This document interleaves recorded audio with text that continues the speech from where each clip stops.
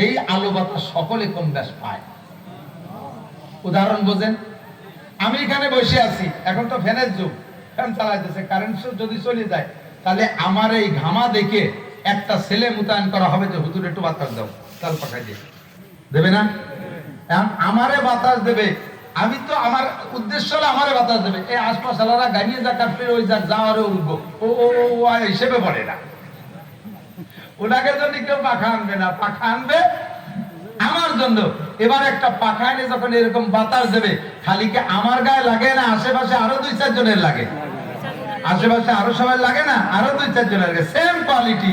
গণকবরস্থানে এক আল্লাহর বান্দাকে কবর দেওয়া হয়েছে, সে বান্দা বুজুর্গ, তার কবরে আল্লাহ তাআলা জান্নাতের দরজা খুলে দিয়েছে, জান্নাতের আলো বাতাস পড়ছে। সেই আলো বাতাস ওই কবরস্থানে আরো যারা থাকে তারা সম্পূর্ণ না পেলে কিছু কিছু হলিয়ে পায়। কাজেই গণকবরস্থান একান্ত জরুরি ধর্মীয় প্রতিষ্ঠান। মুশকিল হলো দুনিয়ার কোন প্রতিষ্ঠান নিয়ে গ্যাঞ্জাম নাই, 4টে প্রতিষ্ঠান নিয়ে গ্যাঞ্জাম। আমার দিক কয় জায়গা?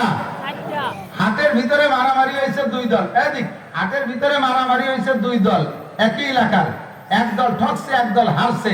হারা দল কি জীবনে বলে যে ওদের সাথে আমাকে হাটের মধ্যে গ্যাঞ্জাম হয়েছে, এই হাটের ভিতরে যা ওরা যে হাটে হাট বাজার করে ওই হাটে আমরা হাট বাজার করবো না? এই বলে আমরা আলাদা একটা বাজার বানাই, এরকম বাজার খুব কমই বানাই। আমারও মারামারি করে 2 দল সেই একই হাটে হাট করে, করে কি করে না? স্কুলের ভিতরে 2 দলের মানুষ নির্বাচন করে, এক দল হারে এক দল ঠকে যেতে। 2 দলের মানুষের ছেলে মেয়ে সেই স্কুলে পড়ে যাচ্ছে, হেরে গেছে বিদায় রাগ করে বলে না যে আমরা আমাদেরকে ওরা হারায় দিচ্ছে, ওকে স্কুলে আমরা ছেলে মেয়ে পড়াবো না, আমরা আলাদা একটা স্কুল বানাবো। এই বলে যাইয়ে ঘরে ঘরে স্কুল বানায় না। 2 দলের মানুষ একই স্কুলে স্কুল লেখাপড়া করে, করে কি করে না? রাস্তায় 2 দলের মানুষের মারামারি হয়েছে, 2 দলের মানুষের মারামারি, এক দল হারিয়ে গেছে আর এক দল জিতে গেছে। হারা দল করে দিলে পায় না, মোল্লারা আমাকে এই রাস্তার পর মারছে, এই রাস্তায় যে মোল্লারা হাঁটে আমরা খালের মধ্যে দিয়ে হাঁটবো। এই বলে রাস্তা ছেড়ে খালের মধ্যে যায় না, কতক্ষণ যায় নাকি? কিন্তু 4 জায়গা গ্যাঞ্জাম বহাল থাকে, এই জায়গা খালি খালি বাদাবাদি। ওকে ওর সাথে গ্যাঞ্জাম। মসজিদে গতবার কমিটিতে আমরা ছিলাম, এবার আমাদেরকে কমিটিতে রাখে নাই, ওরা কমিটিতে চলে গেছে, যা মসজিদে নামাজ পড়বো না। বাস কাট 4 বাস কেটে 4 টিন দিয়ে সাবড়া একটা বানাইয়া মসজিদ বানাইছে। মুসল্লি কি আমাকে কম আছে? আমার মাই এই 7টা ছেলের অভাব পড়লে আমার মাই এরা যে মসজিদে নামাজ পড়বে, এটা কিন্তু মাই একে মসজিদে যে নামাজ পড়ার ফতোয়া শুরু হয়ে গেছে, ঠিক না? মহিলারা ঈদগাহে যে নামাজ পড়বে আহলে হাদিস সালাদের ফতোয়া, মহিলারা জানাজার নামাজ পড়বে আহলে হাদিস সালাদের ফতোয়া, মহিলারা কি বলে এই মাঠে ময়দানে চলে যাবে জুমার নামাজ পড়বে, তারাবির নামাজ জামাতে ভর্তি যাবে, ফতোয়া দিয়ে দিয়েছে। মুসল্লির অভাব নেই, গ্যাঞ্জাম সব জায়গা। ও দোস্ত 1 নম্বর গ্যাঞ্জাম মসজিদে, মসজিদ দিয়ে গ্যাঞ্জাম। হ্যাঁ, মসজিদ বাড়বে, জনসংখ্যা বেশি হয়ে গেছে, জায়গার সংকলন হচ্ছে না, আরেকটা মসজিদের দরকার, সেভাবে বাড়বেন, কিন্তু গ্যাঞ্জাম করে মসজিদ বাড়তেছে খুব বেশি। 2 নম্বরে মাদ্রাসা নিয়ে গ্যাঞ্জাম, এর মধ্যে গ্যাঞ্জাম, ওরা কমিটির সদস্য আমাদের রাখে নাই, যাও আপনি মাদ্রাসাটা করবো।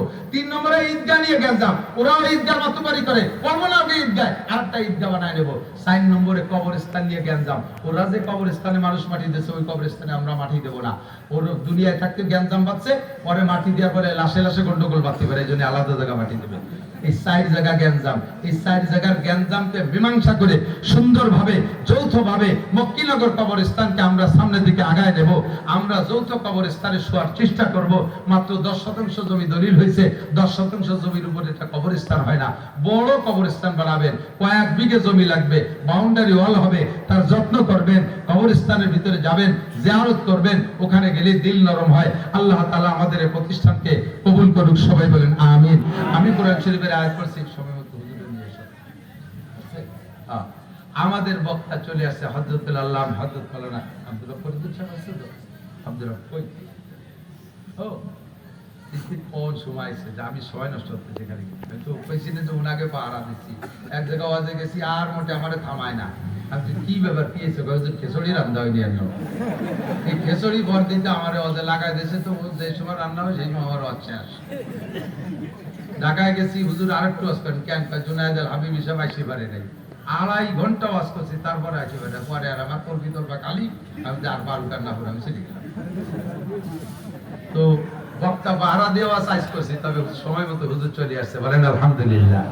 আমি যে আয়াত করছি তার সম্পর্কে দুই একটা কথা বলি, ছেড়ে দিচ্ছি। হুজুর আসছে, হুজুর আমার অত্যন্ত স্নেহের, আমার জুনিয়র, আমার ছোট কাজে, আমি একটু কষ্ট দিলেও মানে নেবে, রাগ করবে না।